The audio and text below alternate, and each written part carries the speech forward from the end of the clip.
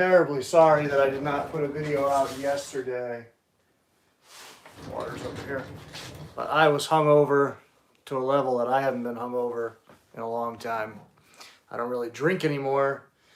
And I decided to drink because my friend had some stuff go on, so a few of us went over there to kind of spend some time with her, have some drinks, had a bunch of pizzas, but I played a little bit too much mixologist and did not follow the rules of drinking, and I mixed a lot of alcohol and it just didn't go well. So I spent most of yesterday on the couch being very, very lazy. Didn't really do too much. So I figured we'd do a live video today now that I'm a little bit more recovered. Once some folks get in here, we will do that. Good afternoon, sir. How are you? I am not hungover anymore, but still not 100%. But I'm getting there. Getting there. Yeah, we're getting buried in snow right now, so I'm going to try to keep this to about an hour, maybe even a little bit less, so I can get out there and shovel again before the game comes on. I shoveled twice already today, but it's just hammering snow. I really screwed up because I looked at the weather report, and I always forget that the weather report I look at likes to separate the snow accumulations by time period. So I looked thinking we're just getting 4 inches total, but it was 4 inches in the evening section of the storm. So I guess we're getting like 8 to 10 total, and we just got, 16 or whatever like a week ago. So I already really have been battling that because I could never get anybody to plow my driveway. I always have to shovel it by hand, and it's a fairly big driveway. It's not huge, but it's, probably 100 feet or so that I have to shovel at least. And, so it's a pain in the ass. And it's not even about, one, I am broke. I really don't have money to pay for plowing when I can just go out and shovel. But two, everybody gets stuck trying to plow my driveway. Everybody. So if I do get somebody to do it, it's once and then they won't come back here. And it's really weird. My driveway looks like the most innocent driveway on earth, but everything from cars to FedEx trucks to oil trucks to backhoes have gotten stuck in this driveway. And it's crazy. It's like a straight shot. It's not narrow. There's no reason you should get stuck, but it's ever so slightly pitched, and it catches sun on the high side, and it melts and runs underneath and makes like a sheet of ice. And if you hit too much on the low side, you slide off the embankment and you just can't get out. It's just too steep and too icy. So, I've gotten stuck there. Every roommate I've ever had has gotten stuck down there. Like I said, the oil truck, he got stuck. A backhoe that came here to try to plow got stuck. They had to tow the fucking backhoe out. One year I got stuck. My friend came to tow me out. He got stuck towing me out. He had to have somebody come to tow him to tow me. Just absolutely crazy. I love winter, but it's just such a pain in the ass that the driveway's like that, and I can't seem to solve it. I don't get stuck anymore per se, because I know better and I know how to handle it, but no matter what you describe to people, it always still happens. I don't think this chat's going to blow up with a lot of people today, unfortunately. I know when I put up the community post, not even a lot of people have seen that. I'm assuming people are probably busy with Super Bowl stuff today. So we'll just dive right in. It's been 4 minutes, so, I gave people a fair amount of time. So, why am I wearing the Triple B shirt today? Tuesday, I will be a guest on Brian's channel. So Tuesday night, I believe 9 Eastern is when he does his live streams. So I will be the guest this week on Tuesday, which after this, I need to get it together and send him a few pictures and things that he asked me to do, but I'm always last minute with everything. Brian's been a huge help to me in learning technology and all this stuff. So I am definitely very happy to jump on his channel and have a chat with him. I got to meet him up at Nerd a few weeks ago, whenever, I don't remember, my brain's fried. But, him and Dave and Garrett were up there filming, so I swung up and hung out with them and did my best to stay off of their videos. I saw my fucking fat head in a few of Garrett's Instagram stories and things. I told him, like, why didn't you edit me out, dude? I would have. Um, but I like Garrett and Brian a tremendous amount. And actually, I don't know if you guys follow Reptile Talk podcast with Rob and Jeremy there. If you don't, you should. Jeremy actually posts some of them on his YouTube. And what's up, dude? And I watched the one with Garrett last night, which is like the longest episode they've ever shot. It was like an hour and a half. But I really think any reptile person would get a lot of value out of that episode. It didn't drag at all. It was very good. All of a sudden I checked the time. I was like an hour and 20 minutes in. There was 10 minutes left. I didn't even notice how long I had been watching at that point. So check that out, the episode with Garrett. It was like 48, 49, somewhere in there. I don't mind that. That's part of I busted my ass on the ice on Friday night while I was drinking. Cut up my hand here in a couple places, the elbow, my back is really bruised. It hurt. I hit that ice hard. So let me see what a few of you had said. I saw Justin popped in. Well, Justin squared. Yeah, it is nice winter has finally showed up. We didn't get a winter for like the last 2 years. I think last year we probably got all of like 4 inches of snow the whole season. This year we've already, after today, gone over 2 feet. And really just 2 feet the last 2 storms. I think we had 1 or 2 storms earlier. Not big ones like these last 2. But yeah, it's nice to actually have some winter. So I know we talked about like doing the super chats to pull snakes out and things like that, but I really didn't get prepared enough ahead of time for this. So I'm just going to pull out some snakes today, and if people want to do that, they can do that, but we won't do that. I'm going to figure out, we've got my new stickers in. Where the hell did I put them over here? So I only got a few of these, but people that want them, you can buy them directly from the site, which I put a link in the thing. Happy Sports Ball Day, that's right. What's a super chat, Justin? That's where you do a super chat.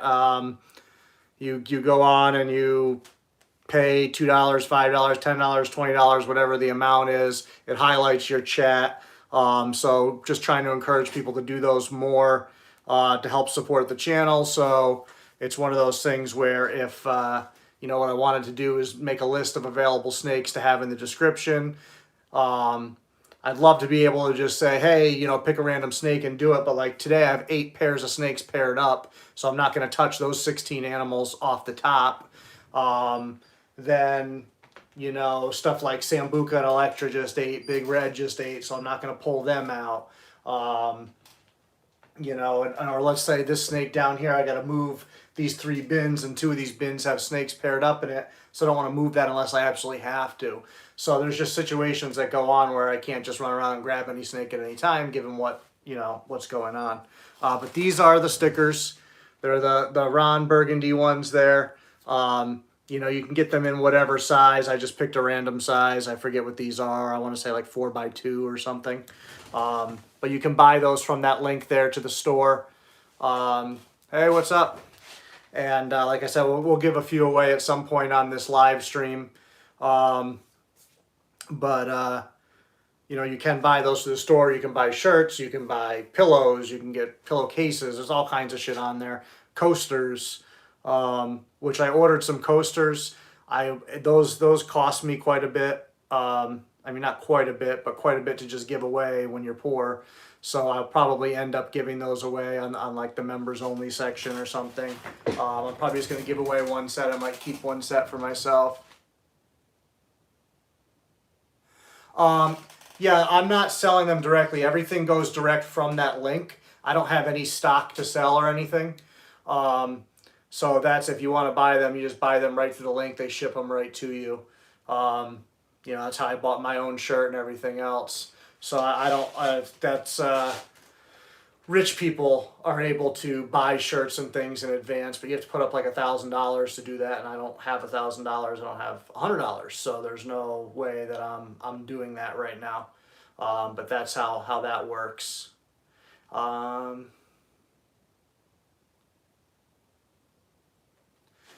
Yeah, that was our first design. Craig made the design for me. Um, and I am not tech savvy at all, so I don't know. I know that it was very involved for him to make that design. I didn't realize how labor intensive what he does is, because he's taking the picture, like my picture of Ron, and then he has to go over it with some kind of tool on a computer that takes hours and hours, and he's actually converting it into something in tech speak that I don't understand, that makes it print better on the shirts, I guess, or whatever. And then obviously he cut out and added all that stuff in. I take it the ice one. Oh yeah, the ice kicked my ass. Hold on, what did you just say? I hate how much this chat goes away. Sure, that brong on your shoulder would be good for a shirt. Which brong on my shoulder? I'm trying to think which picture you're talking about. Are you talking about the awful one with my face that Rumbly uses as his freaking profile picture on Facebook? Because if so, hell no. Hell no. If that's the one you're talking about. Where she's like here crawling up and her head's on my shoulder there. Yeah, no, I am not. That would probably sell. I do not want to see that shirt. I do not want to be walking around at a show and see my face on fucking shirts. So I don't think that's going to happen. But I can't argue that would probably sell, because people would probably eat that up. Are you in shed? Are you in a mood is the question.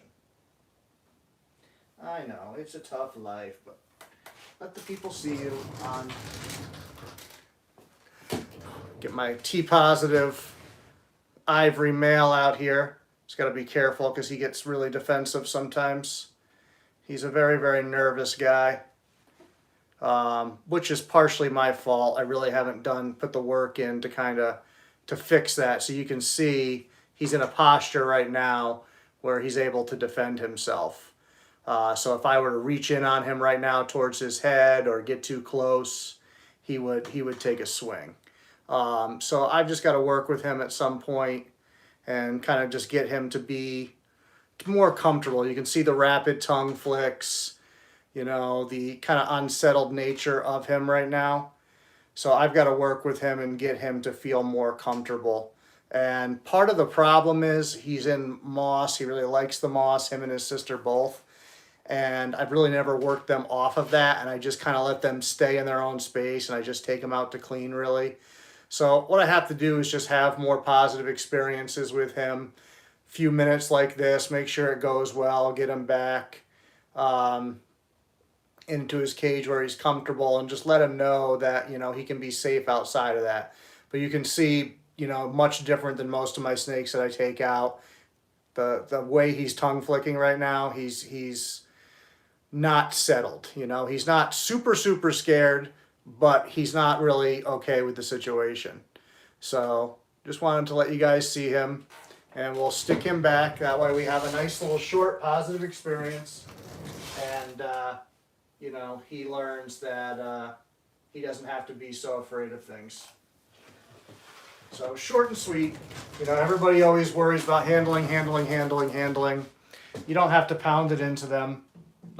You just have to help them understand that it's not the end of the world and work with them like that. Yeah, it's weird. He was really great as a baby, and the female was better as a baby, and both of them have gotten worse. She's worse than he is. Like, she would have swung at me in the course of that time. She definitely would have gotten sick of my crap pretty quickly. He's only struck at me that one time on the members only video where he missed my beard by I don't know how. That's the only time he's legit struck at me, but he gets very nervous. The female will thrash a little more and try to get away. I enjoy handling them, but I don't enjoy, if a snake doesn't enjoy being handled, then I don't enjoy forcing that on them. Like my female white lip, it would be great if I could handle her all the time, but she's just not into it. So I just let her be a snake. I clean her cage, I do what I need to do for her, feed her, whatever. I try to have some interaction with her where I'm in the room, the cage is open, and I'm there. So at least, God forbid I ever have to do anything medical wise with her. She's not going to like it, but at least it's not, total psychosis, hopefully. We'll have to see what happens. But just a reminder, anybody that wasn't here, Tuesday, 9 p.m. Eastern, I will be on Mr. Cusco's channel. I have promised him to bring his ratings down. I've been threatening him for a while, and we've been talking about doing something that I was gonna ruin his ratings. So now we're gonna have to do it. Yeah, I mean, with the amount of snakes that I have, recreational handling for everyone is just really not feasible. I do have a friend locally here, husband and wife, that have a similar number of snakes that I do, and they actually have a chart. And between him and her, they handle half of their snakes every single day. So let's say they have 100, it's like a 50-50 breakdown. 50 of them get handled day 1, 50 of them get handled day 2, and it's literally just maybe 3 to 5 minutes, whatever, but every other day their snakes are getting handled and whatever.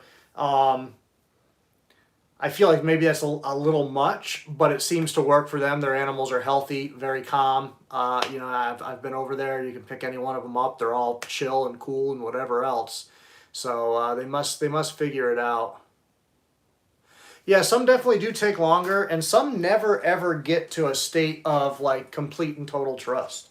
And people don't like to hear that. Especially people that have 1 or 2 snakes, and once in a while they're going to get one of those animals and they just don't want to hear it. And I always say with animals, like, you can't be selfish. You have to, I understand you have a desire to do something and work at it within the animal's comfort zone. But sometimes you have to understand that if the animal's just more comfortable with you not doing that, then that's what's best for them.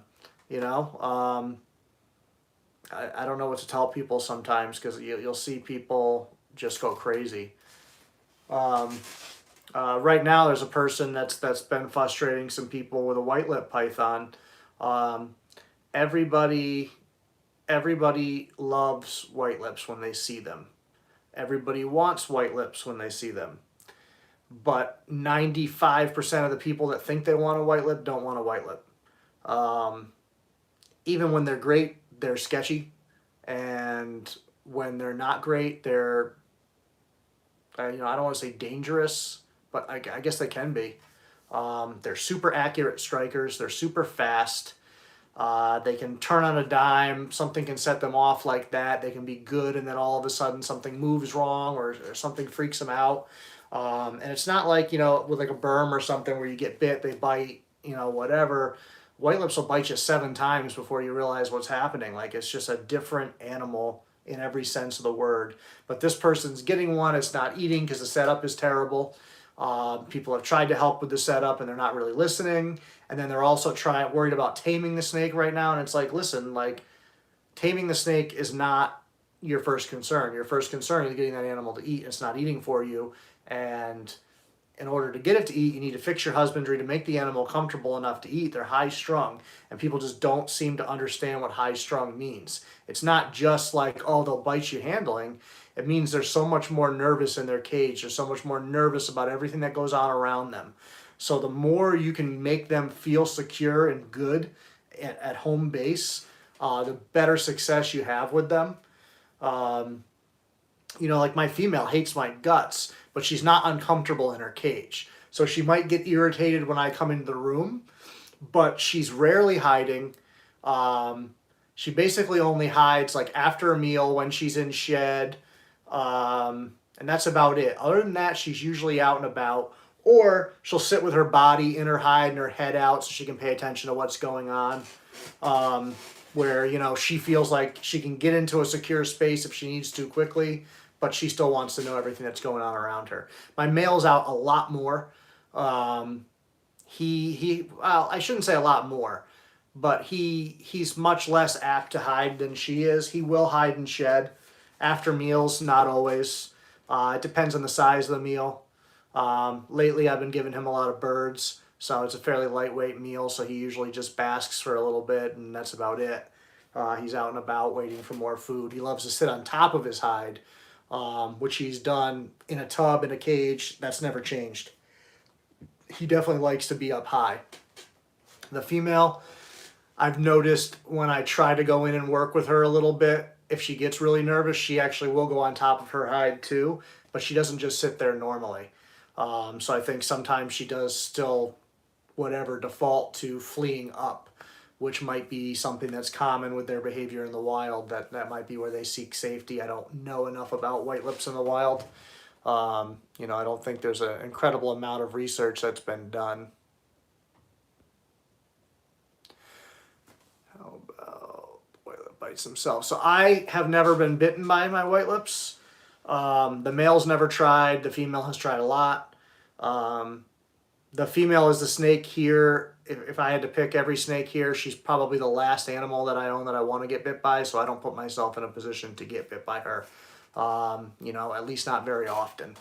Obviously, like the pictures I took of her outside, if she really wanted to get me, she could have, but at that day, she was in a pretty good mental state, and she was not focused on hurting me at all. I think she was more, I don't want to say overwhelmed, but stimulated because, you know, she was an animal that hasn't seen the outside of her cage. Like, she will not let me handle her. So if she comes outside of the cage, she's in the shift box, and in the shift box, it's blacked out, so she can't see. So the only thing she's seen is the inside of that cage for a long time.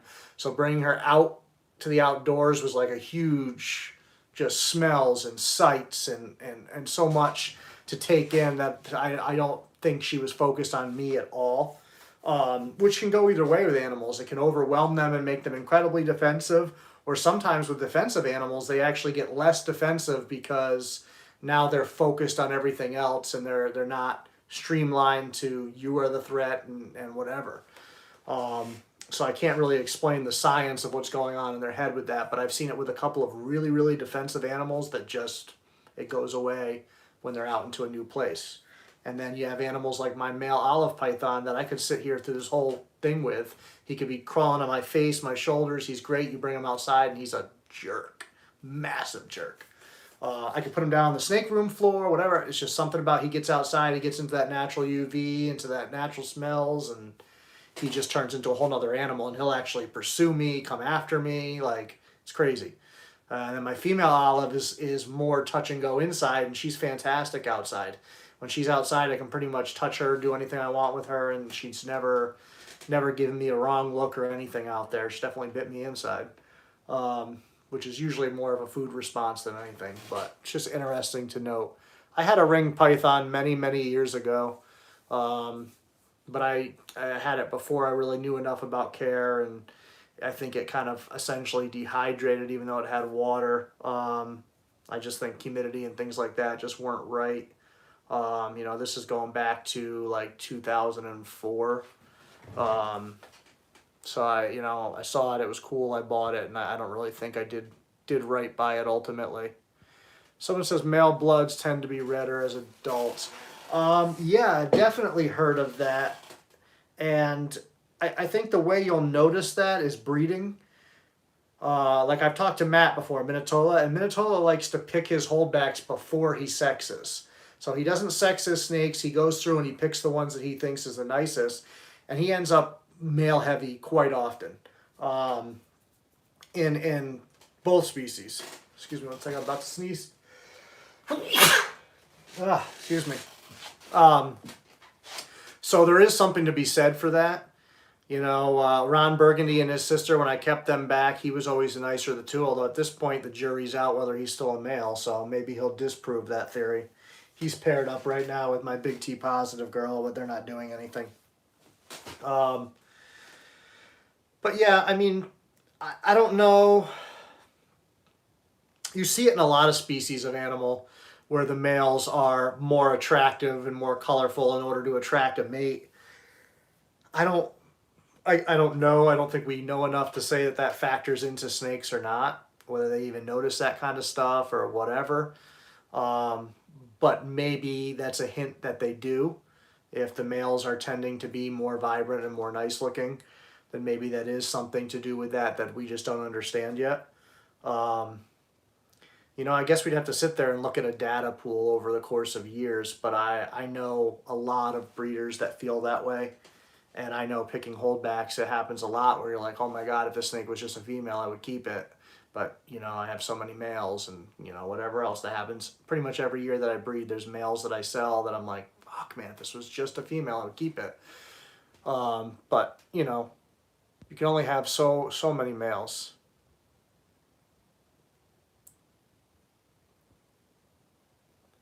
Yeah, like I said, I don't know. You definitely would be interesting to see the data there over time, but just as a breeder, in my own experience, I would say that for sure happens.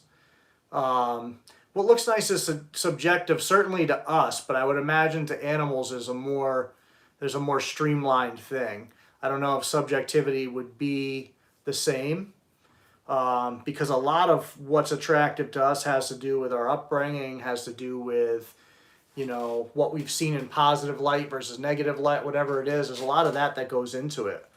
You know, some I think is genetically predetermined for whatever reason, but I think a lot of influence on what we find attractive comes from life. And then, you know, you also see with people, you know, obviously going back to like Oedipus and stuff, but you often see, you know, with men and women that often will date people that are similar to their parents in appearance or attitude or whatever it is. So you have to think that, you know, our upbringing with our parents is affecting what we see in that regard as well. Whereas snakes obviously aren't raised by their parents. Most of them don't even really see their parents, and certainly not their fathers. But so I don't know. It's an interesting thing to look down. Yeah, see, I've never messed with geckos really. I've never even owned a gecko. I've worked with them at places, you know, through rescue work and things like that, but I've never kept a gecko myself.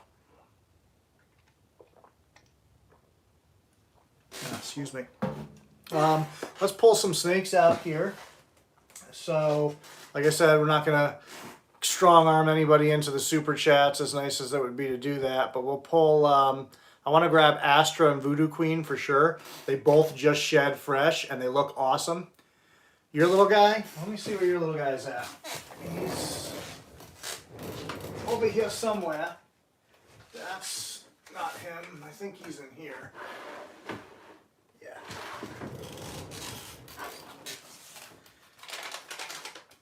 Hi.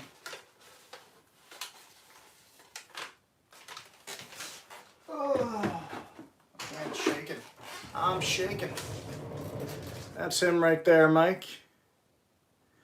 He's just chilling.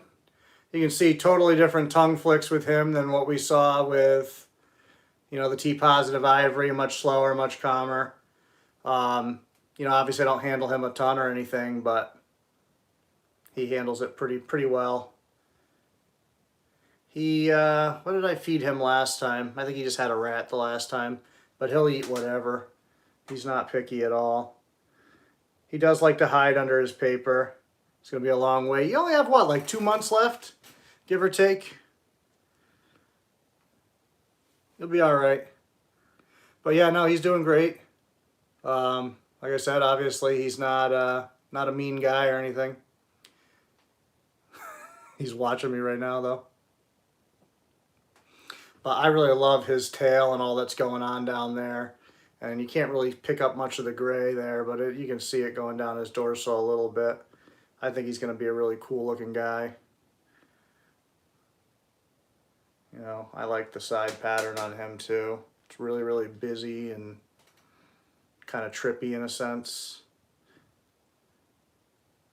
So hopefully you'll get yourself situated soon so you can get him up there.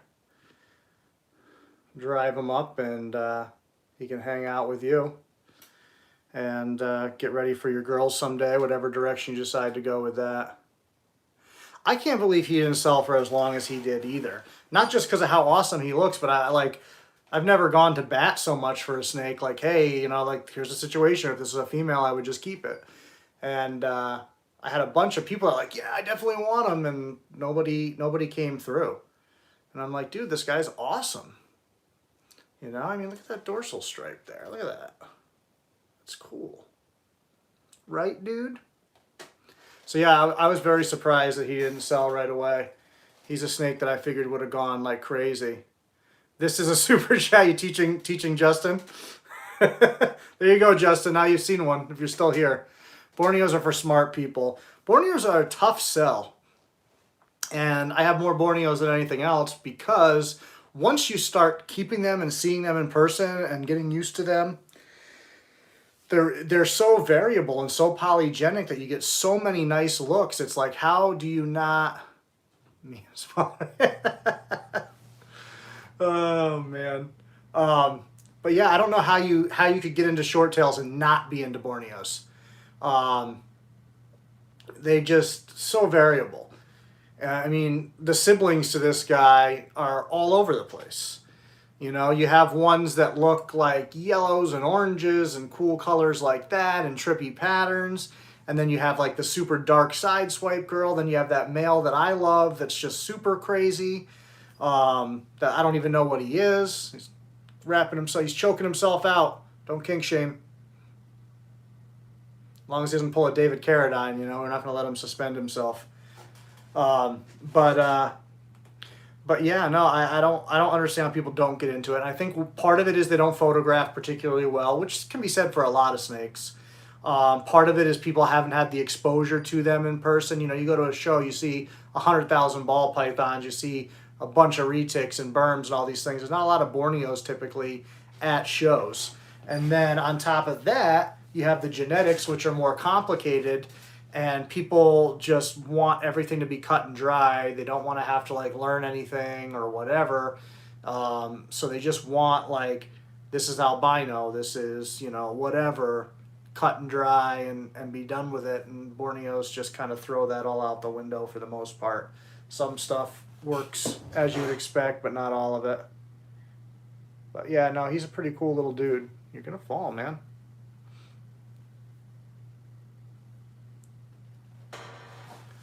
Yeah, I mean, they're definitely different, but, you know, Bloods, I love Bloods, obviously, because I have a bunch of them, but, I mean, there's only so much you can do with red. You know, you can mix it into morphs and stuff like that, but Borneos definitely give you a lot more of a canvas to work with. So from a breeding perspective, you can't beat Borneos as far as anticipation, excitement, every clutch that hatches, like you have no idea what's coming. You know, so it's a lot more exciting in that regard. Like if I put two nice red Bloods together, well, I know I'm going to get some nice red Bloods. There's no real surprises. You know, one baby might look a little bit nicer than this one or whatever, but there's not the same anticipation there. The most anticipation you're going to get with them is odds if you're doing morphs or if you're trying to do something with striping, how well the striping comes out, things like that. So I do enjoy Bloods, and I do enjoy breeding them, but not like I enjoy breeding Borneos. Although the aesthetics of Bloods seem to hit much better with the average person. So even people outside of short tails or outside of snakes in general seem to identify more with that vibrant color. You know, I just got onto Reddit, which is honestly like the biggest dumpster fire of an app I've ever seen, and it's so confusing and so ridiculously not like logical or user friendly or anything. So I'm not figuring that out really well, but like Ron Burgundy definitely got the best response on there out of what I've posted, even above the white lips. Hey, what's going on? He got a tremendous response. So like my female white lip holding her, here's like huge white lip, and she got like 90 likes or whatever the fuck they're called on there. And then Ron got like, what did he get? He got like 300 and something from an account that I've had for like 4 days. So I was pretty impressed with that jump. Although my male Borneo, the older sibling to the one that I just had out, he did pretty well on there too. He went over the 200 mark. So people have an appreciation for Borneos. A lot of people really liked him. So I can't fault that. Let me see here. Let me get Miss Cranky Pants. Oh, good. You're in an ideal position for me to get whacked. Come on. Yeah. Oh, you're extra cranky today. That's fun. No, you can't take your shed with you. So, speaking of lovely Borneos, Astra just shed, and she's looking phenomenal as always. And I hate how much the camera just robs her color because she is so yellow. Hi. It's like so vibrant in person, and the contrast to her tail is like, that looks brown on the camera, but in person it's black versus like not quite highlighter yellow, but much brighter than it appears for sure. So I was very happy to see she has a good shed. She has a good shed. But yeah, she's coming along nicely. Hopefully I'll be able to pair her up next year. I just need to decide what I want to pair her to, which has been the battle. What I want to pair her to is Rob Ballantyne's male, but I cannot convince him to send him up here yet. I need to keep working on that. He has a male that just, I think, would make really, really nice babies with her. Very similar yellows and blacks. And I actually think he came from the Borneo addiction, if I'm not mistaken, originally. But she's such a cool snake. She's a little bit of a talker sometimes, and she acts tough, but realistically, she's a pretty sweet girl. She's like her mother, though. Like, she can be very weary of strangers. Oh, I want to get your head in there. I want to show them the head contrast. Come on.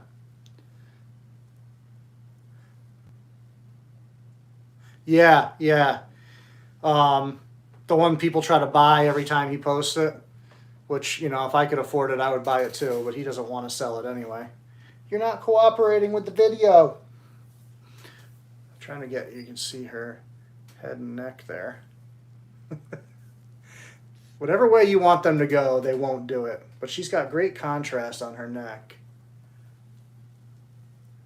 And like really cool flaming. I know you can see a little bit of it there. It's just hard to get her to stay in the shot, but I love that part of her probably as much of anything. And then, I mean, how do you beat just the nice yellow? I got a really good picture of her out in the sun years ago, where you can see the yellow really well, and she just looks great. Her and her sister both. Callisto's another one. Callisto's so pretty. And Orion is no slouch. So all three babies I kept from that clutch.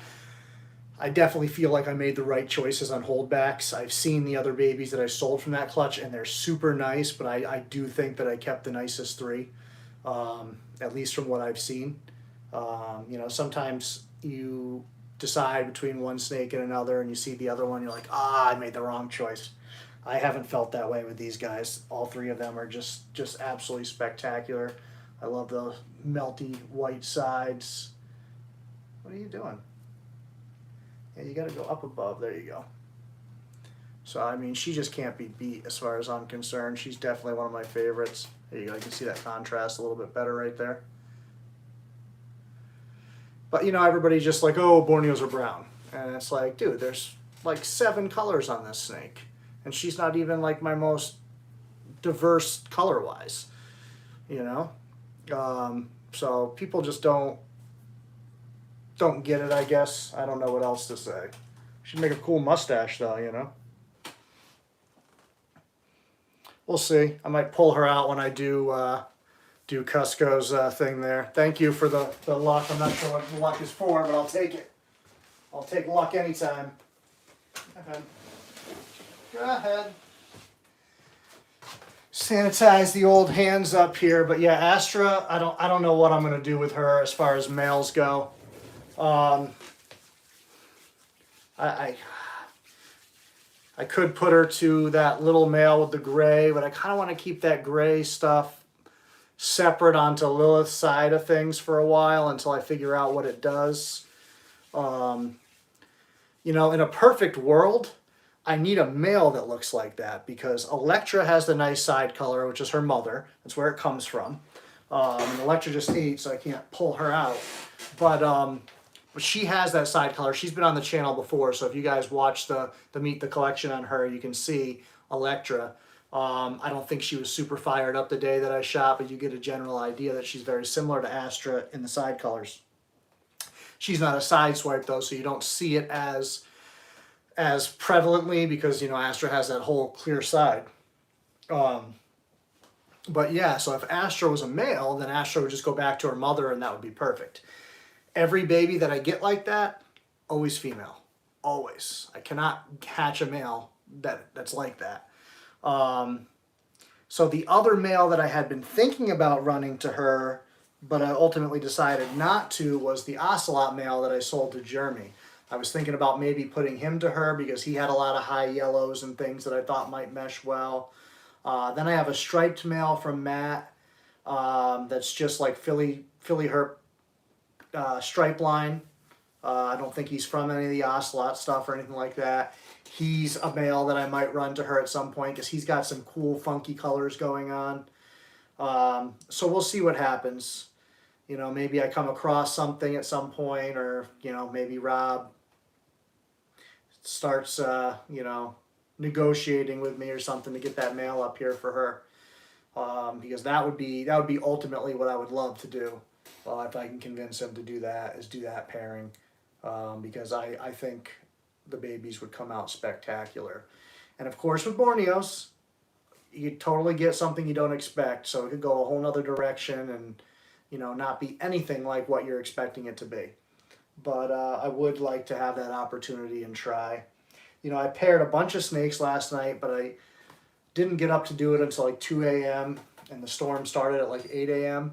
So I think I missed a little bit of the window, but I paired up 8 pairs of snakes and not a single one is locked up today, which is crazy. Mind you, it's getting towards the end of the season. With the Ocelot girl and Orion, I think she's already taken because she's not eating right now and she's very irritable, which is not normally her. You know, and then I have the T-positive Batik in with my Matrix Het T-positive. I don't think he's ready to breed yet. He hasn't shown any interest whatsoever. I have Ron Burgundy and my T-positive girl. He's never showed any interest in breeding, really. So I didn't expect that one. I have the T-positive 007 in with my T-positive Matrix Raiden right down here. Of course, Raiden's sitting over here watching me like she always is. She is always right here whenever I'm in the room. She just is very nosy. She always wants to be the first to get food if I'm feeding. So, but I haven't seen him do any courting behavior. My olives were courting last night at about 2:30. But when I went in this morning, they weren't locked up. Now they're laying together, but I haven't seen them locked at all. I mean, they've locked a few times this year, but I haven't seen them lock today or yesterday. And then I put the water pythons together. Didn't really see much there. And then I have that pair of orange head, possible head ocelots together. But the male just went and hid under her water dish, so I don't think he's looking to do anything. He's young too. He hasn't shown any interest yet. I'm just trying to get all these young males used to being paired up with these girls so that hopefully next year we can have a really, really great season and really get a lot of these projects moving forward that I've been kind of raising stuff up the past few years to get ready for. They should all be coming to fruition soon, which will be nice. I said we would get Voodoo Queen out, so let me get her out real quick. Because, like I said, she just shed too.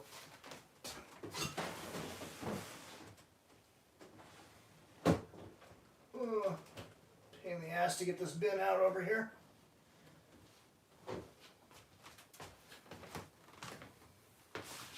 Oh, hi, darling. Put you down on the floor right here. Come here. There you can see part of her shed that I just ripped. But here is Miss Voodoo Queen, one of my lovely ladies. She is coming along really nice. This shed really did some nice things to her. It's really hard to see. With the light so bright in here, it kind of makes her look less dark than she is, but she's really, really coming along nice and dark. And she's just a great animal. Really enjoy spending time with her. And she's so different from her sister personality-wise. Her sister's probably a little bit nicer, color-wise, a little bit darker, but she's not as patient with handling. She's good in the snake room, but like outside, she's terrible. And if she gets uncomfortable, she's very, very prone to thrashing.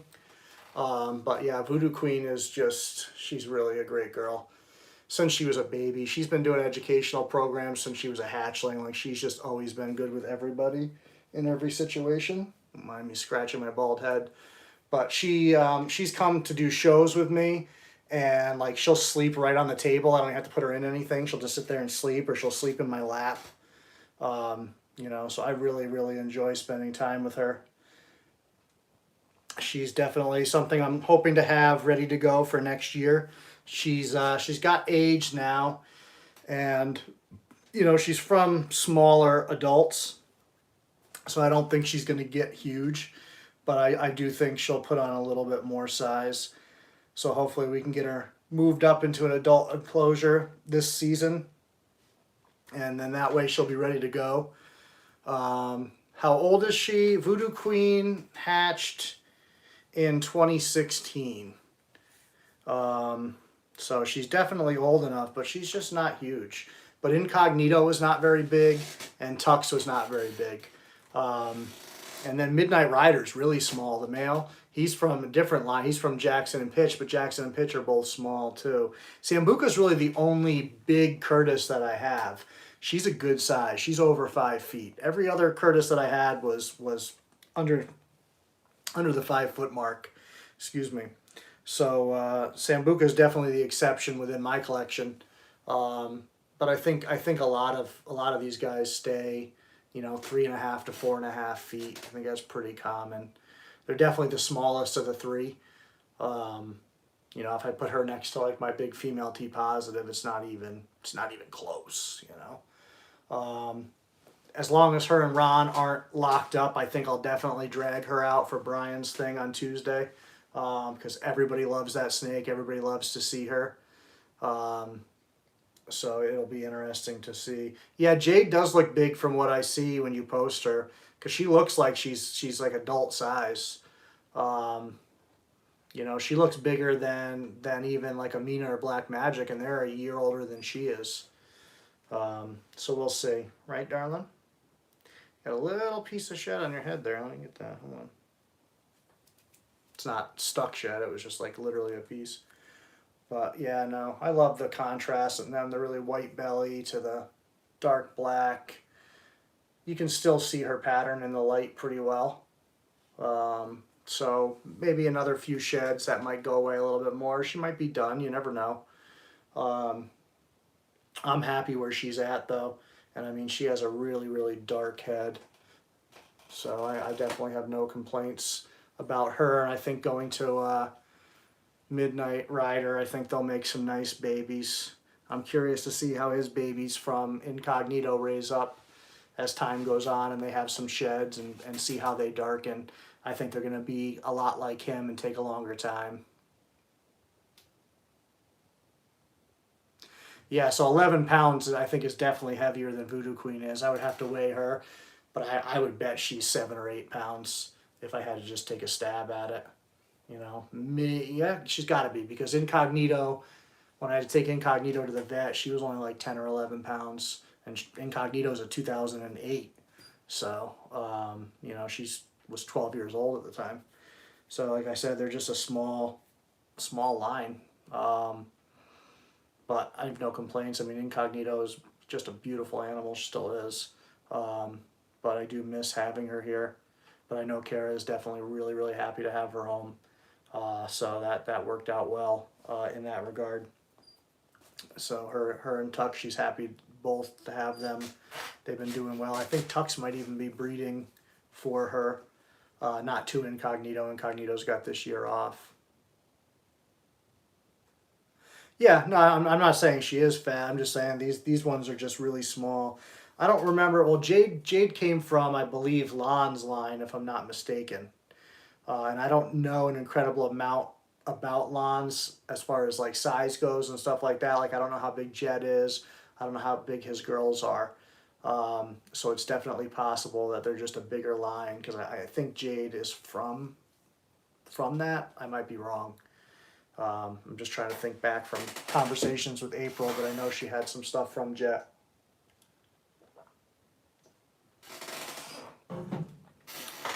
But yeah, she's She's definitely awesome, and I'm definitely looking forward to working with her and getting her into the rotation here. Ow, you got my fingers in a funny position. Oh, you gonna be talkative now? Hmm? But yeah, she's just great.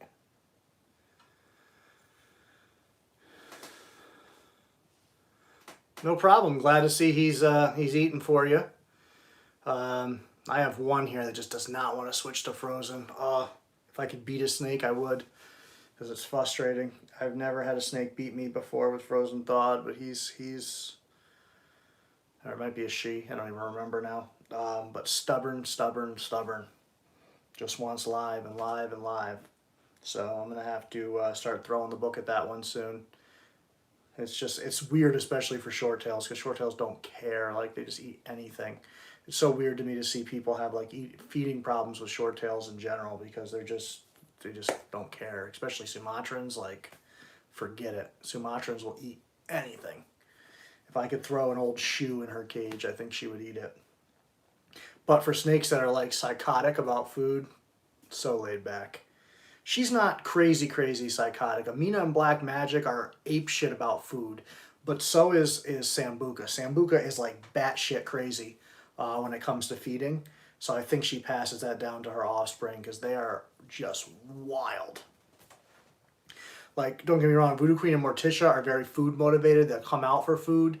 But, like, Amina and Black Magic, they're swinging, striking before I even get over there. Like, you'll hear them pushing on the caging, trying to get out once they start smelling food. Like, they have no patience. These two will wait until you offer them food, and then you'll see the food response. But it's not like you have to watch your face like you do with the other ones, because those ones, like, they'll swing right out at you just because they want food now.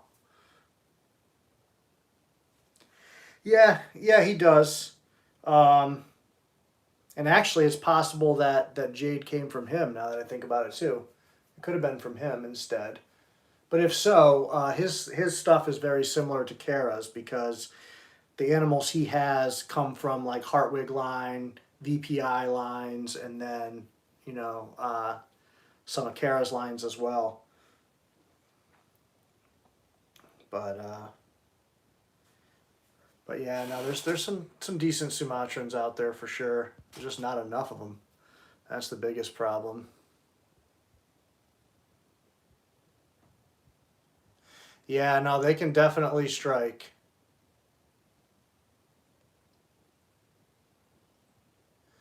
So her parents are. Well, Jackson Pitch would be TBC, and then Hartwig is from Jeff. So that means that somewhere in there, Tux is probably um, in the lineage there. He may have been the father to one of those babies that Henry has or something. Because Tux was where the Hartwig stuff came in to that, I believe. Unless, I don't understand something about where Henry got stuff from, but Tux was, there's not a lot of Hartwig stuff floating around anymore. Um, there were some plans to send Tux back to Kara a while back to do some pure Hartwig to Hartwig stuff, but that won't happen now. Um, but yeah, no, Tux is one of the last like pure Hartwig animals kicking around that I know of. Jeff had some really nice ones. That was probably Jeff's were probably what really attracted me to these back in the day, seeing them on forums and stuff. Those like black animals with bright orange eyes. I remember thinking, wow, these are so crazy. Oh, what did that say?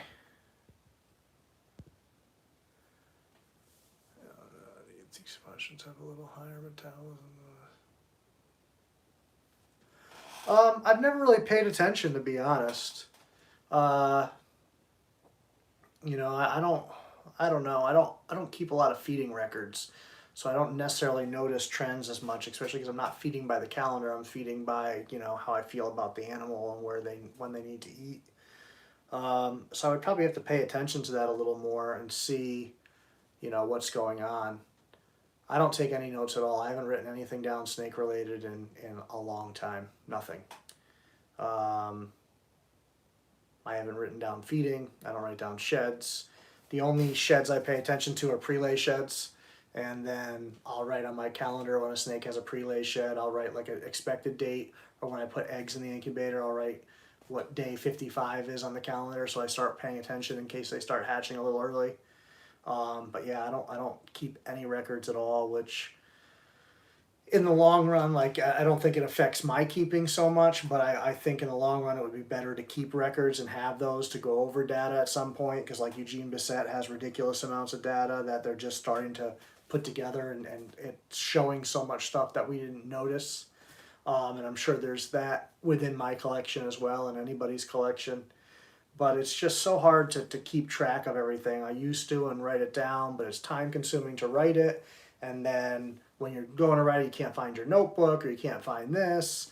You know, I thought about doing reptile scan, but the setup takes days and days and days, and I just don't have the patience, and I'm not tech savvy. Plus, I don't even own a computer, so I would have to go somewhere to try to set it up, because you have to do all the initial stuff on there before you can start scanning with your phone. So I've just never done it. So for now, this is where all my records are on everything, on who's where, who's eating what, who's doing this, who's doing that. Even for hatchlings, I used to write all that down because people always want to know feedings, and now it's like I don't even write it down for that anymore. I'm like, listen, it eats whatever, or it only eats this. You know, I'll just send people a video showing them it eats, and you know, there you go. Once you get done. Yeah, I mean, I don't. Well, what would I do with the notes if I took them? Like, I don't even have time to write them. When would I actually have time to sit down and learn anything from them? I just don't see myself doing that. But yeah, I used to have a notebook with like each snake's name written in a section and writing all that stuff down. And I can't tell you a time where I ever went back and used that data for anything. Like, I never went and said, oh, when's the last time I fed so-and-so, or this and that. Like, I just know. I just have my pulse on it with everything. So yeah, I don't know. I don't have any reason per se not to do it, but I just don't feel like it would have helped me at any point with that. If I had a good answer about CHE for blood. Oops, hold on. I get like 2 seconds to read stuff and then it goes away.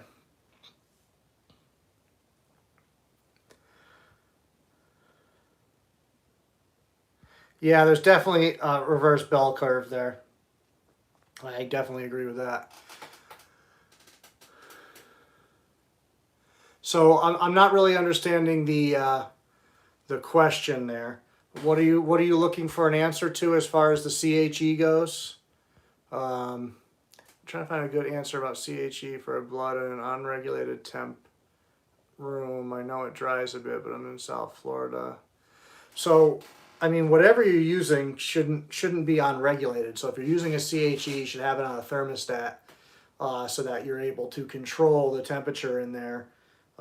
Especially with these guys, you don't ever want it to get too hot.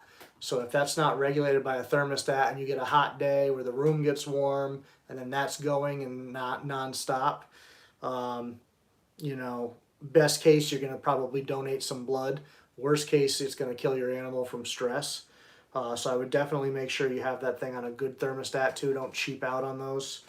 I mean, I have one CHE in use in my whole collection. They're not something I use a particular amount since I do mostly ambient. Then I have heat tape, then the radiant heat panels in most of the cages. But my Berm is the only one that has a CHE. And realistically, I should buy him a heat panel at some point and install that. I just haven't. And so I've used that in his cage. And that room's ambient too, so it's just a hot spot for him. But I would much rather control that with a radiant heat panel. I think it would probably be more consistent.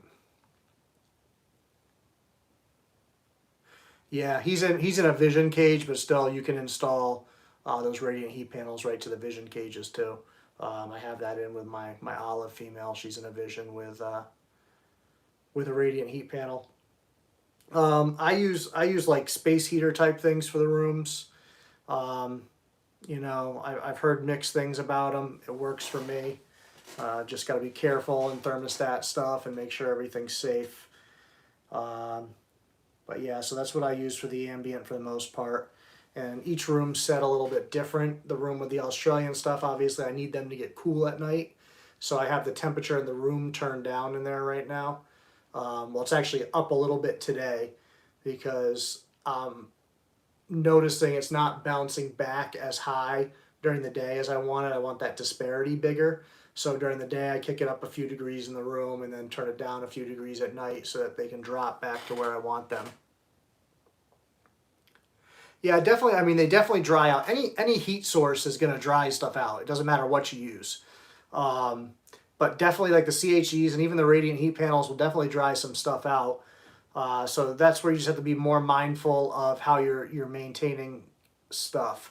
So in the summertime when it's very humid naturally here, I'll put the water on the opposite side of the heat panels. And then during the winter, I move it to where it's directly underneath, so that I'm getting more evaporation and I'm getting more, humidity and like that natural cycle in the cage.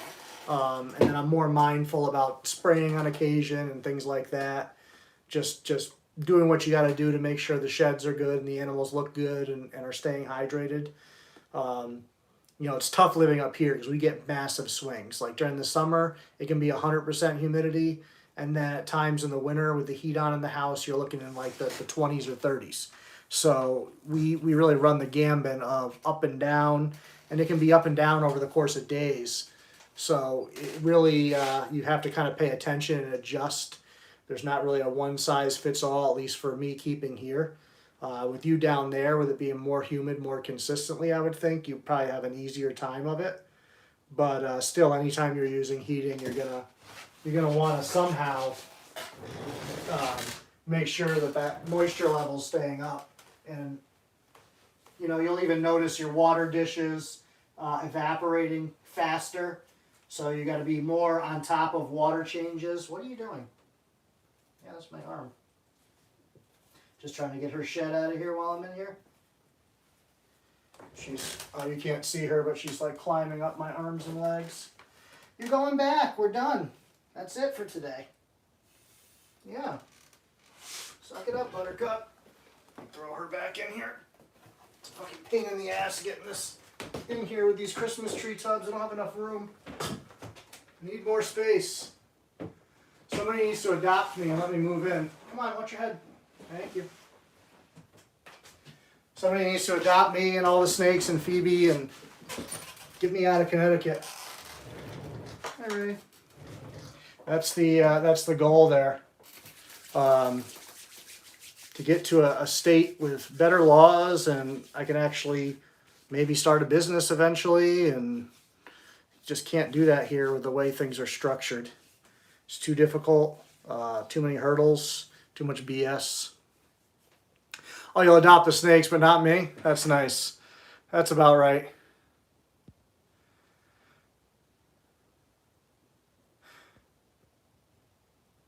Yeah, no, I will not keep the whole house at 75. How is a person supposed to live in 75 degrees? I would die. You know how bloods get irritable at a certain temperature? Me, if it's like over 68, I'm irritable. So no, that would not fly at all. I'll give you the occasional super chat. Hey, I'll take it.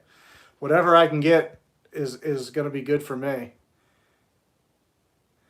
So New Hampshire's not bad, but my major concern with New Hampshire is two things. One, if Kevin ever moves, which he has talked about moving. I do think at some point in his life he might head down south. I don't know how sure he is, and I can't even imagine the task it would be to move what he has. But I know he has considered it in the past, and he really is the only thing that stops New Hampshire from going bullshit with reptile laws. And not only that, but every other state around New Hampshire is terrible. Connecticut's terrible. Massachusetts terrible. Rhode Island terrible. New York terrible. Vermont terrible. Maine terrible. So New Hampshire's like the last good state in New England and New York that has reasonable laws. And as we see elsewhere, when pressure around is like that all the time, eventually that state's going to cave and kind of go with the flow of what's around them. And we've seen it in the other states here. And like I said, Kevin, I think, is the sole reason that New Hampshire hasn't followed suit as hard. Because he fights so hard. and he's able to really articulate things, and people actually listen to him when he goes to these meetings and talks to people. He has a really good ability, especially for a guy that's not like super personable with people. He has an ability to connect with people and to articulate in a way that they understand, and like make them realize that he knows what he's talking about without making them feel stupid. So he's really good at that with the public speaking thing, and he just kind of turns it on and goes to this other place with that. So I think if he were to leave, that New Hampshire would fall very quickly, and so that's a fear of mine, to be up there and be even further away from reasonable places. Plus now, like I said, with before with the election and things the way they are, we already see New York is starting to go ape shit on animal laws, and they're going after some heavy stuff right now. And unfortunately, I think it's going to be the first of a lot of legislation that's going to come down.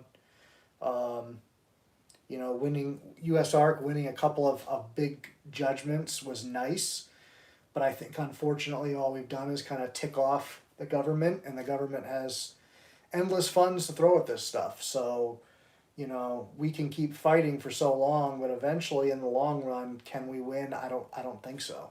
I think it's an eventuality that they will get their way. But the more people fight and voice their opinions and make it known in a professional and reasonable manner, the better chance we have to hold on as long as we can. Unfortunately, this is a privilege, and privileges can be taken away at any time. So it's not like there's a law that allows us to do this. Awesome. Good to see that you're doing that. Yeah, the New York thing is definitely BS. So it's not good, and especially because, as is often done, there's some small part of these laws that makes sense even to reasonable people, but there's always so much overreach and so much collateral damage, if you will, to them. Like, we had that one up in Mass a while back where it was, the goal was to shut down puppy mills. Well, that's a good thing. I think most people would agree that puppy mills are not great. But the way this stuff's worded and the definition of those kinds of things that they did or were looking to do would have made it so that like people like me would not have been allowed. Basically, if you bred animals for the purpose of selling them at any point, or even if you just had a private collection of 12, 15 animals and you decided to sell them, you would be held under this law and you would be unlawful to do that. So it really doesn't make a lot of sense. Fortunately, in that case, one committee member said, hey, feels like our definitions really are too broad and not focusing enough on what we're trying to do here. And, he moved to change the lingo on that, and ultimately the committee agreed with him, kind of like by split decision, and the chair or whatever said, you know what, you're right, I think the language is a little dangerous and we'll revisit this later. So they tabled it, but that could come back up at any time. And you go to those things and HSUS is there and PETA is there, and they're making presentations because any law that restricts anything to do with animals, no matter if it's good, bad, whatever, they're on it, they're pumping money into it, they're lobbying, they're helping. So that's why we need to fight as much as we can. Because that New York one, that's going to affect reptiles, mammals, birds, everything. If that were to go through the way that it's written, it could affect agriculture. Like there's a lot of stuff there, and the education is everything, as you said, it is. And a lot of states are trying to take away our ability to educate with these animals, or any animals really. They're trying to make it so that you can't, have animals and travel for educational programs anymore. And I said that last live video, but that is such a vital part of getting people to care about animals and about wildlife and all that stuff, is letting them have the opportunity to sit there and touch it or see it. Not every kid's family has the budget to take them to a zoo. Not everybody has zoos close by and accessible. Not everybody gets to go to a pet store or whatever it is where, your passion was inspired. Not everybody has that same opportunity. And the internet's great, and it opens up a lot of doors for people to see things in a way that they couldn't before. but there's still a big difference from seeing something on a screen and actually seeing it in person, and having a different level of experience with it. You know, I think social media, TV, and all that has its limitations as far as how much you might inspire some people, but there's a lot of people that are only going to be inspired by that in person, that feeling that they got, whatever it was, watching this, you know, some ridiculous several 100-pound big cat walk by right in front of them is different than seeing it on a screen. Feeling the vibration of an elephant walking on the ground is different than watching it on TV. Whatever it is. So education is so important. And while we have the opportunity, I think we need to do as much of it as we can. Obviously, it's really difficult right now because you can't really gather people in person like that. So I think we're at a point right now where that's why they want to go after a lot of this stuff, because these programs haven't been happening for the last year. And so they're kind of out of sight, out of mind. Now here's a good time to go after it while these people, how much are you going to fight for something you can't do right now anyways? So we're up against it for sure. And I hope things turn around, but I don't feel very good about it.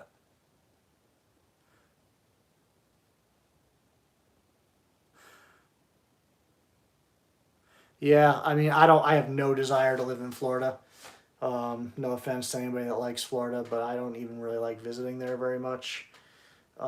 It's like too oppressively hot, which I can't deal with, and then I don't know, I just don't enjoy it. Um, but yeah, their laws are changing down there. I mean, obviously they just went after tegus and stuff. It did get overturned, but I feel like it's only a matter of time before they come back after that stuff again, because it's definitely a point of emphasis for them.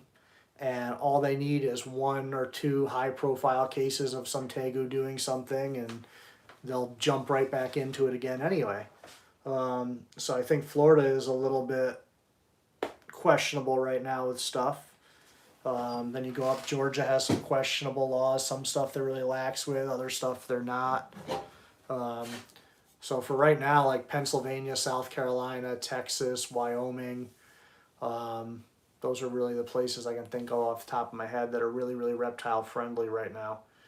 Um, I know you said Minnesota. Isn't Minnesota, or no, it's Michigan, I think, that's been under some crap lately where they're trying to push through some legislation there. It's popping up all over the place, so it's hard to keep track of. So that's why if you're not following USARK, you really should. Even if you're not a member and you're not paying your dues and doing all that, which you should be. But even if you're not, at least follow them so you can pay attention. Yeah, well, I mean, the thing is, a lot of people from up north have gone to Florida. So a lot of parts of Florida, you're not even dealing with like Florida native people. You're dealing with the same bullshit I got to deal with up here, only now it's hotter and I have to deal with their bullshit. So it's not worth it. Even South Carolina's hot for me. I would probably be pretty miserable living there myself, but I'm willing to deal with it because it's better for the animals.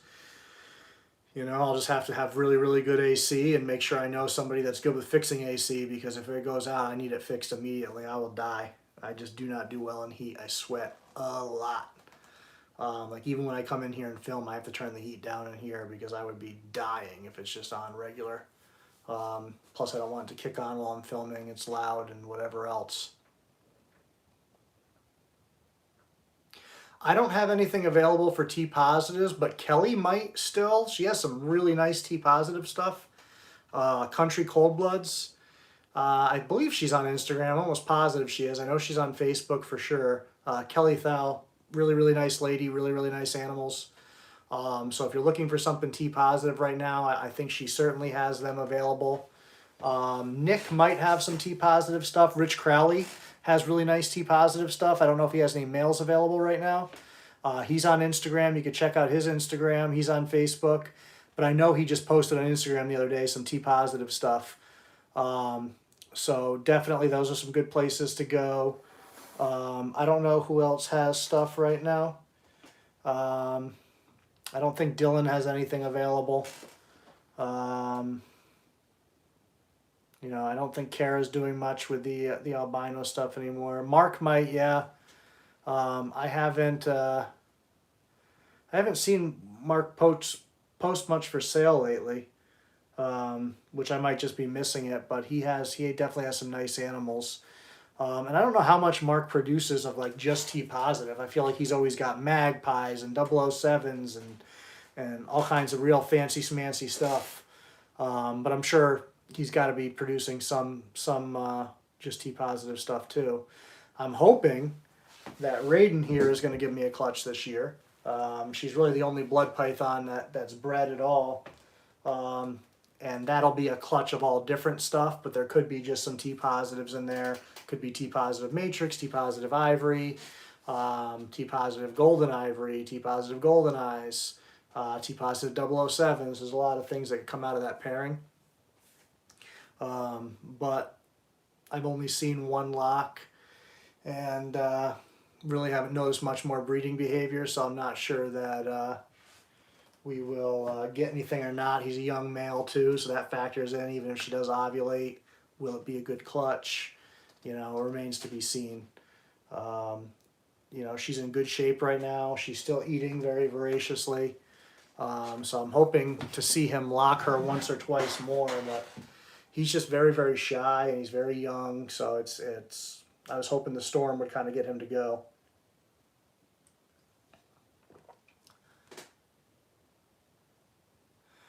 Yeah, T negative does not do it for me. I don't have anything T negative, no plans to ever get anything T negative. There's a few that have popped up that I think are nice. You know, April has a couple that are nice looking combos. Jason Chapman has a couple of nice looking ones.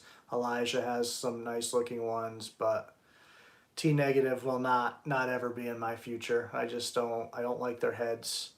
Doesn't work for me. T positive will you know, is definitely the core focus of my blood python projects. Every single blood python that I have is at least het for T positive, except for Big Red. She's the only one that's just normal. Ron Burgundy is het. My Matrix is het. You know, I have the T positive girl in the other room, the T positive here, the T positive Matrix, T positive, the T positive Batiks over there right now. I have the pair of T positive Ivories. So everything is based around T positive for sure. What was just said, because I see all the negative cronies in here.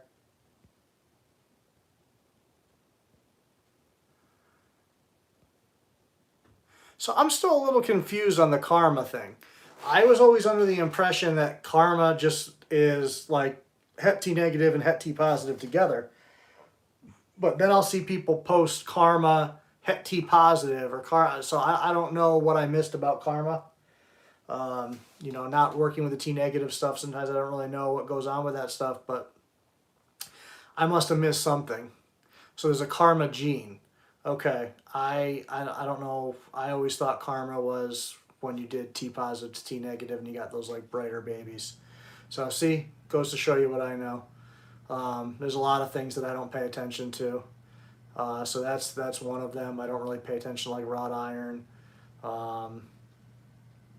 Even batik, like I have batik, but I'm not crazy about batik, so I don't want to mix it into like everything. I like the male that I have. He's really nice. There's a lot of nice red in there. So obviously I'm going to breed him, but I don't think he's a snake that I'll be throwing to a ton of females or anything. I think he's going to be occasional clutch here or there, and depends on how those babies come out. If I have any deformities or anything, then I probably would lean towards not using him very often.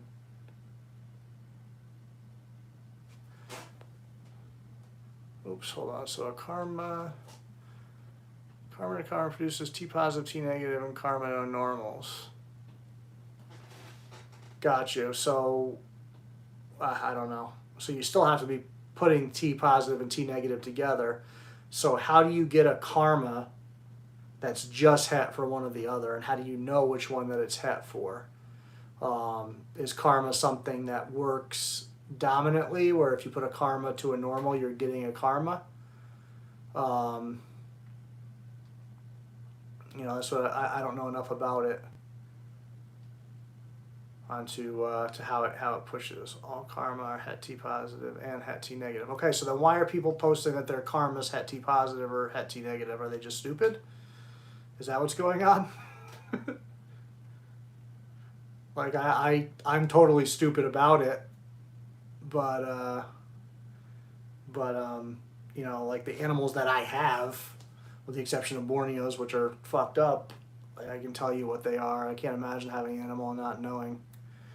So it's very weird. I'm trying to think. We should give some stickers away somehow. I just don't know how to give them away. But I have some here, so I can do a set, you know, of one of each basically, so you can get, you know, one of both looks there. So I just got to figure out a way to give those away to you guys that stuck it out here. Visual T positive, Het T negative can have karma. Ask educational questions. I know, I just don't know what to ask right now. I was really hungover yesterday, so I'm still trying to pick it up today. And after this, I have to go out and shovel my driveway because I'm buried in snow. And I got to get that done before the game so I can get my car out for work first thing in the morning, because as of right now, it's not getting out. My car will do about 7 inches of snow and get out fine, but anything over that, it starts to pile up onto the car itself, and I can't really get out. And it was coming down hard and fast when I went in here. There was quite a bit down already. I would say at least 6, and it was coming down hard, so I got to get out there and do that.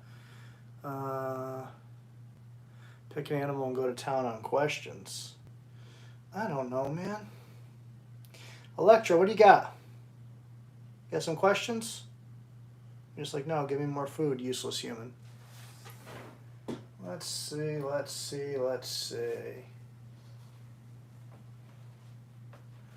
Man, I don't know. I wish I could just go through and like have like a randomized thing where it'll just give it to somebody, but I can't see, at least I don't know how to see who's in the chat. I think you have to be on a computer and then you can see that stuff. I don't think you can do it from mobile. Man, this is dragging now because I don't know. Dun, da, da, da. I just don't know what to ask. I have no brain function right now at all. I don't drink, so when I do, it just kills me for days. You know, I shouldn't say I don't drink. I'll have a drink here or there, but I don't drink like I drank. Yeah, you have an unfair advantage at that, I feel like. Let's see. Dun da da. Man, I don't know. You guys pick a question. pick something. I'm gonna put you to work. I got nothing. My brain is literally fried. All I can think about is getting out of this hot room right now.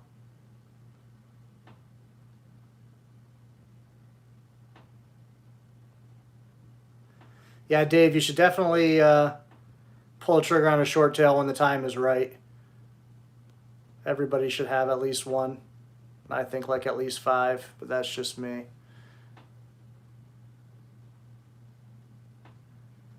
What animal in Africa can run at top speed for miles? Obviously, I can't answer the question because that would defeat the purpose. So when you say at top speed, you just mean at its top speed? Or something that's super fast compared to other animals?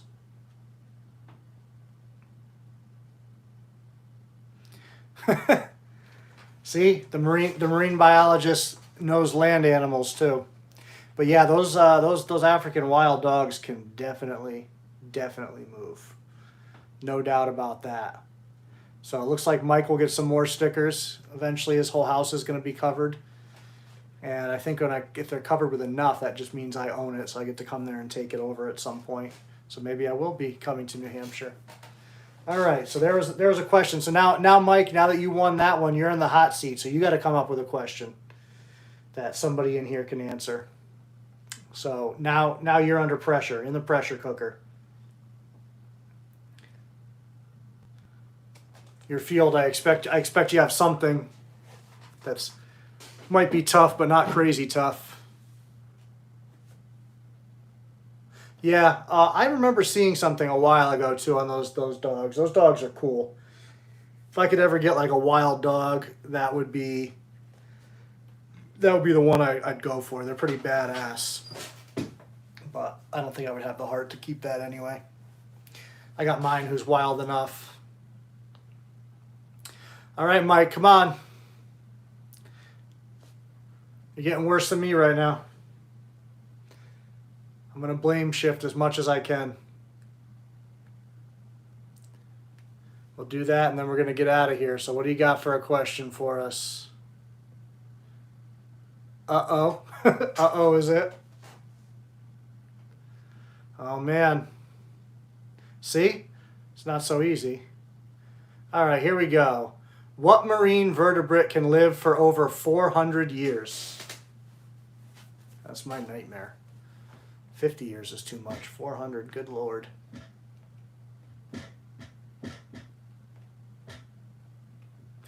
Who's got this one? People are probably Googling right now. The Greenland shark.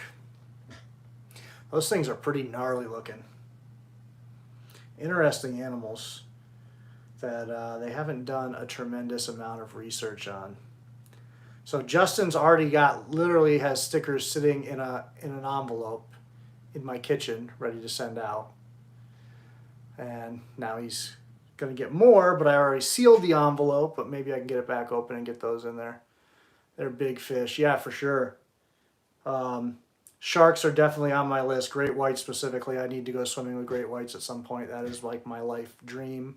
I will not be satisfied until I have free dove with great whites. And I don't even know how to dive, so I have a long way to go before I get there.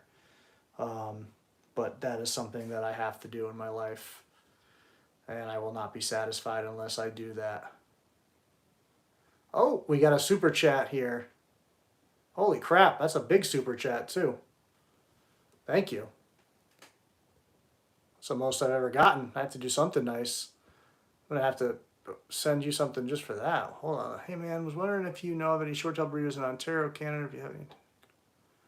So, I mean, well, right now I don't even think we can travel into Canada with everything going on.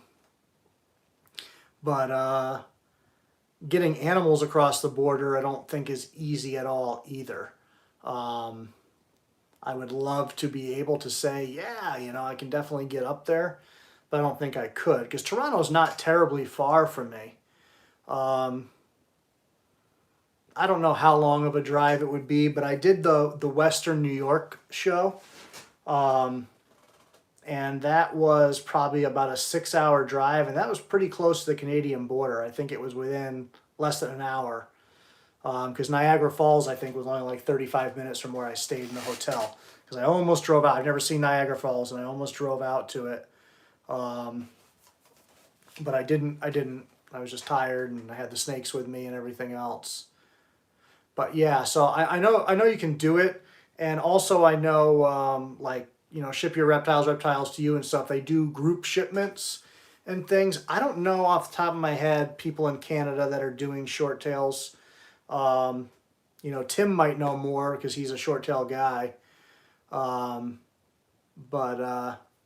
you know, he's in Canada. But I'm not too familiar. I think there's 1 or 2 people up there that do it, but I don't think Canada has like the diversity that we have here with short tails for sure, or the quality with a lot of those, unfortunately.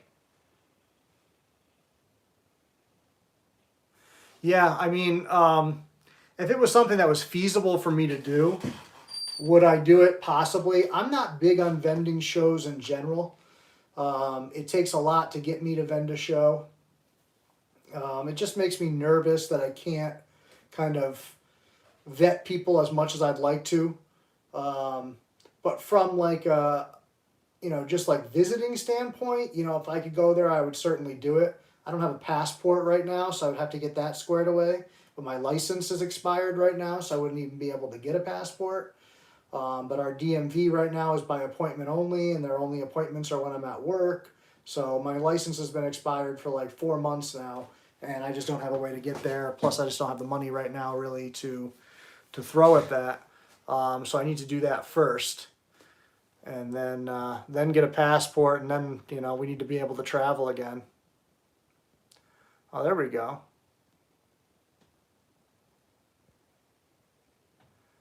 Yeah, the thing is, like, I'll get people that'll hit me up that want to import something, but they're looking to import like one $400 snake, and is that a problem for me? No, but like the paperwork is like $900, and then you still have to pay shipping on top of that, plus the cost of the animal. So now all of a sudden you're looking at like, you know, $1,600 to get a $400 animal.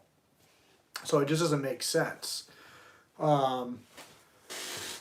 But if you're doing a large shipment of like a whole clutch of animals, or, you know, something that really has some genetic diversity, that's some, good God, that's really important to get up there, that's when people like look into doing that kind of stuff.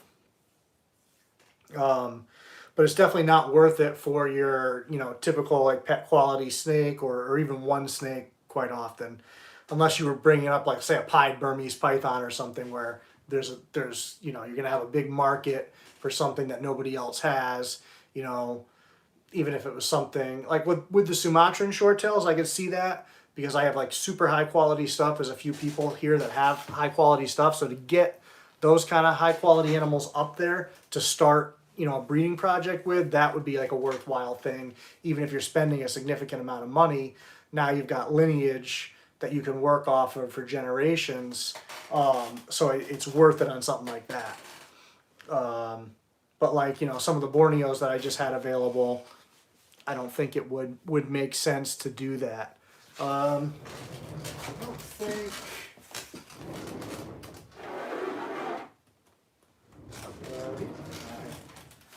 I don't think I saw Keisha in here or whatever, but she put a deposit on this guy, so I figured we'd let you say hello if you do happen to watch this. He's doing well.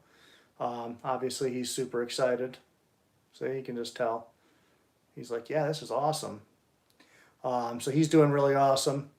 He's eating great. Well, I think the last time I fed him, I sent you a video of that. So if you popped in here at some point or see that, he's doing really well. You know, that's the first person that I've really talked to that I can think of, like, through, well, I don't know, Mike, were you first on, and yes, that's a garble. I don't know if you were first on here or first on Instagram. So you might be like my first official YouTube sale. I don't know. You know, she was somebody that contacted me directly from YouTube through email, and then sold. So it's cool to see that go. Yeah, I was going to say, I felt like it was about the same time, so I don't know what it would be considered. But yeah, no, YouTube has not generated as much in that department as I thought. Granted, I don't really have a lot available. I have nothing available right now. Everything that I did have available is spoken for. So, nothing to sell. Hey, Rich. I was just talking about you a little while ago. Your ears must have been burning. Somebody in here is looking for a nice T-positive male, I believe it is. Do you have any T-positive males available? I know you posted some T-positive stuff, but I don't know the sex on it. Yeah, I do. Rob and I have done a lot of stuff together. I enjoy hanging out with Rob to no end. Yes, I do. So there you go. I forget who was asking about the T-positive male, but I mentioned, you know, Kelly and Rich that I knew had something, whether it was available or not. So definitely check that out. And I did an episode with Rich on here. I don't know if we looked much at your T-positive stuff. I know we pulled out stuff while we were there, but I don't know if we did it on video or not, because I remember seeing some of the babies and whatnot then. But yeah, I don't remember if we pulled those out in the video or not. So my brain's fried. Anyways, let me see here. I just want to say thank you to Tim again for his super chat there. And only the grandsire T-positive. Okay, I was just saying, I thought we pulled out something on the video. And then huge thank you to is it Barbell Boa there for the biggest super chat I've ever seen. Well, that I've ever gotten. I saw a bigger one on Garrett's channel once. Garrett had like 2 people do like $100, which is crazy to me. $50 is crazy to me, because I'm a poor person. So to imagine just giving somebody that amount of money. Huge thank you for that. I definitely appreciate it. If you are on Instagram or on my Facebook or whatever, because I'm terrible at keeping track of who's where, just shoot me some information if you want some stickers. I'll send you out some stickers. I can definitely send those to Canada. Those won't be a problem. Although understand, time right now on shipping is ridiculous. Sam on here, I don't think he's on here right now, but he won some stickers on a post I did, I think, or something. I think when I got the rat snake, he guessed it right or whatever. I sent out stickers on January 4th, postmarked January 5th, right on the envelope it's there. From here to Illinois, it just got there yesterday, February 6th. It took over a month to go a 14-hour drive. So shipping is a little slow. I was actually packaging it up. I had him send me his address again because I just assumed the post office lost them. I was going to send out another one. I felt like, man, he must think I'm lying because I kept telling him, like, dude, I sent him. I swear I sent him. I thought it was bad. Somebody locally I did a sticker swap with that lives literally 20 minutes from my house, and it took a week to get there. A week to go 20 minutes. So I guess, 4.5 weeks to go 14 hours, maybe I shouldn't be so upset. But the post office is a disaster. But definitely let me know if you want, and I will send those out to you. I got the new design here with Mr. Burgundy on it, and then the original ones as well. So I can send some of each there in a nice safe envelope to Canadian land. Yeah, no, I appreciate all you guys that watch this stuff and comments, especially on the videos. I don't care if the comments, hey, what's up? Hey, you're fat. You're bald. Whatever. I don't care. Well, just be careful because I don't know if YouTube will act like you're bullying. Obviously, I don't care, but I don't know how that stuff works. It's the internet. People are sensitive. But, yeah, any kind of comment works. And, it boosts those algorithms, makes a huge difference. So if a bunch of people comment and you like the videos, it bumps them up in those algorithms and helps them get more exposure and get more seen. So that's a really simple way to help, help the channel's success is just hit like and leave a comment. Even if you turn on the video and you got to run and you just say like, hey, whatever, your beard is stupid. Once again, they'll probably get you for that. So maybe say sort of nice things. Just make them a little backhanded. I don't know, however you want to do that. You can figure it out. Like, oh, you look decent for a fat guy. Maybe that'll work. So thank you guys again. I appreciate it. Like I said, hit me up. Yeah, passive aggressive. Figure it out. You guys will get it. And I do try to respond to every single comment on YouTube that I can. Even if it's just liking it or hearting it or whatever the hell it is there, or, a simple reply. I try to get to those, which I think you guys have noticed.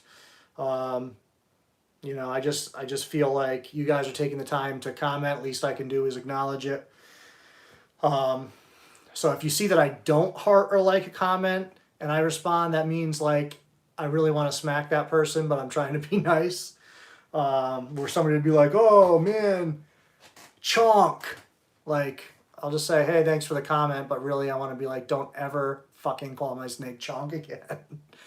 And I'm learning that with Reddit right now. Like, I'm trying to be super nice to people, but everybody's like, oh, he dummy thick. I'm like, shut up. It's aggravating. Don't talk about booping snoots. Don't call it a snick. And don't freaking call him chonk or thick. Shut up. So that's my little, of course, here you guys all go. Whatever, it's comments. So it's still going to help the algorithm, like that dude that went off on me for Dylan having something hung up in his house that apparently is my fault. He left like 8 comments and boosted that video. So, hey, yell at me all you want. Tell me that I'm a terrorist or whatever the hell he called me. Can't remember if it was terrorist or he called me something else. I was advocating treason, I believe is what he told me.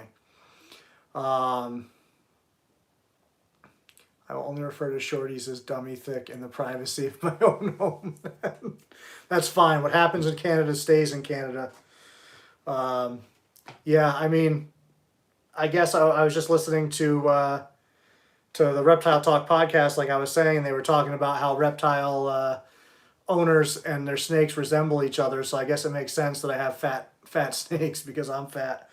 But they were talking about how, like, you know, Burm people are like short and fat, and retic people are all like trying to get jacked, and you know, frog people are like weird and stuff. So it was pretty entertaining. And I think that stemmed back from an earlier episode, but Garrett brought it up on that last one that I watched. But yeah, definitely if you have time to listen to that podcast, although it's much better visually because Garrett pulls out some snakes and things, so I would watch it on the YouTube myself. But even just listening to it, Garrett really went into a lot of stuff deep, talking about like future markets and, you know, some of the stuff he does with the Super Dwarf projects. If you guys aren't familiar with Garrett, you're missing out. Even if you're not into Super Dwarfs, Garrett's been around reptiles for a long time. You know, he worked for Jay Brewer for a while, so he dealt with a large collection and managing a lot of stuff over there. And he really is very streamlined on what he's doing. So, you know, there's a lot of people that are afraid to buy Super Dwarfs because so many people are just like, oh, this is a Super Dwarf, this is a Super Dwarf. He can tell you down almost to a science with the percentages that he's doing of each pairing of how big that snake is going to get. So he can tell you this one is 12.5% Super Dwarf. This one is, that video, Adam, was the Dylan, one of the Dylan videos. I want to say it's like episode 58. It's the one on colubrids. It's got his hog nose and his indigo and the Hondurans. And then we pulled out Peaches, his female monocled cobra at the end of that one. But yeah, basically, long story short, Dylan in his snake room has like a Trump banner or whatever hanging in the background. So imagine, you know, we're sitting here, you got that blank wall space. Imagine there's like a Trump thing there. And this guy went off, and I mean off. And actually, poor Tim, I think he replied to one of Tim's comments. Like, Tim wasn't even involved in the thing. But yeah, I can't imagine getting mad about that. Like, I understand you don't like the guy. Fine. I don't care. I'm not promoting him. I don't give a shit about him. He's not anything to me. Like, I'm at someone else's home. Am I supposed to go into Dylan's house and say, you know what, Dylan, take that shit down? No, it's his house. He worked for it. He pays for it. He pays the mortgage. He bought the fucking flag. Hang it up, man. I don't care. But yeah, the guy went off, and I'm just like, dude, and like he's putting all this stuff about all these things Trump is going to be arrested for, and he's not going to get out of it this time. It's like, I don't care. Like, at first I was just like, dude, like, the video's about snakes. And then he just kept going. I'm like, dude, the video is about snakes. Snakes. See the snakes in our hands? Like, that's what this is about. No point are we, you know, whatever. And he just went crazy. And, yeah. And listen, there are certain things like, you know, would I be less comfortable filming if somebody had like a Nazi flag hanging up? Probably. That's a little bit different. You know, there's a kind of a little bit of a difference between like a guy who probably shouldn't have a Twitter account who's just an asshole and, you know, a party that killed like millions of people. But I know people want to act like it's the same, and I don't understand that at all. It just shows how out of touch people are with the reality of the world and history, especially. Cancel culture is like really, really affecting how much people understand history. And, you know, the good, the bad, and the ugly, we all need to kind of keep it fresh and remember what happened to avoid doing it again. But yeah, it blows my mind that literally people will sit there and say, compare having a fucking politician's flag to hang a Nazi flag. Like, it's not the same thing. And even the Nazi flag, as terrible as it is, what you hang in the privacy of your own home is not any of my business. Do I want that on my channel? Probably not. So I would probably try to turn the camera away from that, you know, or whatever. And of course it depends on the reason why people have stuff. Some people collect memorabilia from World War II and whatever else, and I understand that if you want to collect memorabilia from different things, like, fine, whatever. You know, Lemmy collected a lot of that stuff. I don't think Lemmy was a terrible human being. But yeah, I just don't understand how people can tie those two things in together.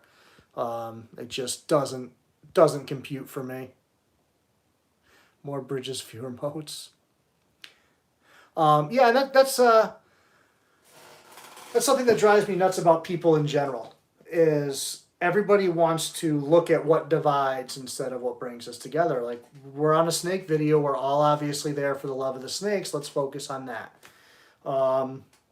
You know, there's a lot of people that I'm friends with. Rob is a great example. Rob and I have a difference of opinion on a lot of subjects. And we'll have occasional debates in Instagram Messenger and things like that. But we're both the type of people that we value each other's friendship, and it's just conversation. And, you know, it's an opportunity for him to learn something, me to learn something. And, you know, you might even get to a point where you disagree, but who cares? Like, you know, I'm friends with the person because I value who you are, you know, and what you stand for. I don't have to agree with everything that you agree with. And I feel like too many people want everybody to be like exactly like themselves. And not only is that not fun, like I love having diverse people in my life to hear different experiences, but it's dangerous because you get a very narrow view of the world and you really lose perception of everything that's going on around you. So I think if we try to look for what we have in common as opposed to what divides, we're all better for it.